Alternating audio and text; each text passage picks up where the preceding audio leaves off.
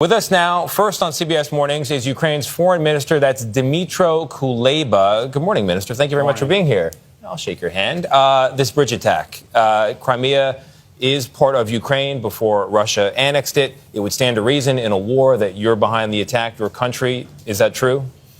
Well, I learned about the incident from the news because of the time difference, so I don't have any official information. But the truth is that one broken Russian bridge means fewer broken Ukrainian lives, because this bridge is being used to supplement Russian army in the occupied Crimea and the occupied territories of the south of Ukraine with additional resources.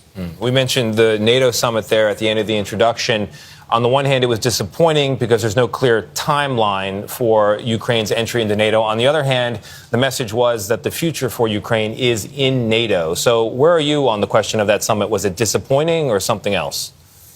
Well, overall, the results of the summit were good because our path to NATO was shortened and we introduced a new mechanism, the NATO-Ukraine Council. But of course, we wanted more clarity on when. The most important question is not how, it's when. And on that particular question, there is no clear answer, but we received very strong assurances, including from the US leadership, that Ukraine will be in NATO. And we will be working on making it rather sooner than later. On the question of when, it's open-ended, in part because you're engaged in a war with Russia right now. Can you understand why leaders of countries in the West don't want to court open conflict with Russia? And if they were to include Ukraine in NATO right now, it would mean World War III today. Oh, that argument makes perfect sense. But the important element is that at that summit, we were not discussing immediate accession of Ukraine into NATO. We were talking about procedural extension of invitation with the understanding that Ukraine would become a member of NATO after the war ends. As of now, we are not dragging anyone into the war.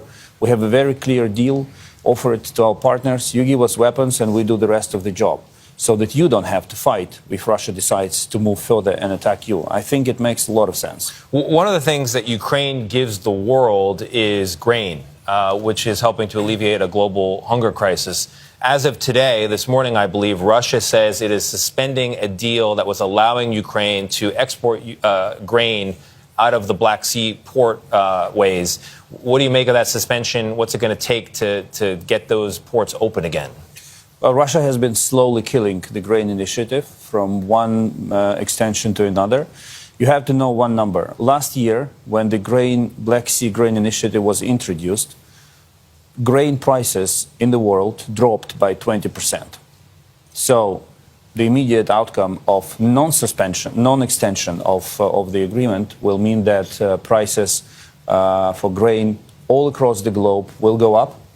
And people in the most vulnerable regions of Asia, Africa, they will feel it.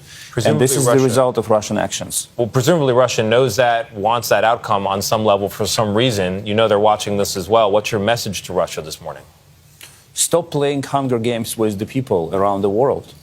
That's very simple, because it's impossible to fully compensate the blockade of Ukrainian ports by inland routes.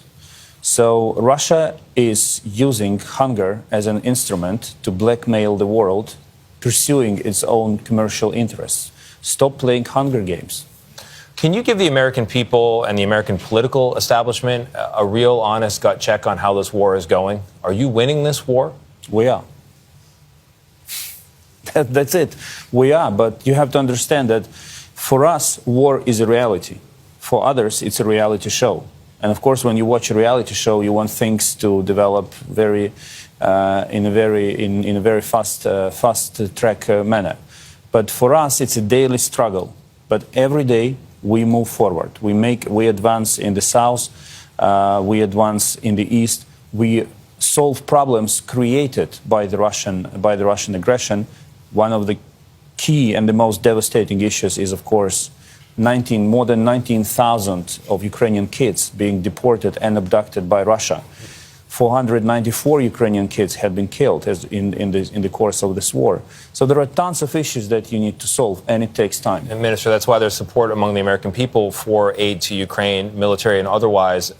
On the Republican side, politically, the two leading candidates for the Republican nomination for president, these are people who could be president in 2025, are not staunch supporters of unending aid for Ukraine.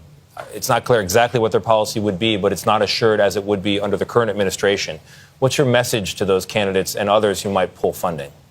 Well, first, I want to thank the people of America for their support, because we feel it, not only in the decisions that the Congress and the administration are making, but also in the way American people sympathize Ukrainians and wish them to win in this war and to end this suffering. When it comes to your elections, I mean, this is your internal affair, but our traditional support here is based on bipartisan principle. So both Republicans and Democrats support us, and I'm sure that the Republicans will find a way to convince their president, if he wins, to continue with the policy of supporting Ukraine. All right, that makes one of us. Dmitry Kuleba, thank you very much, Minister, for being here. Appreciate your words.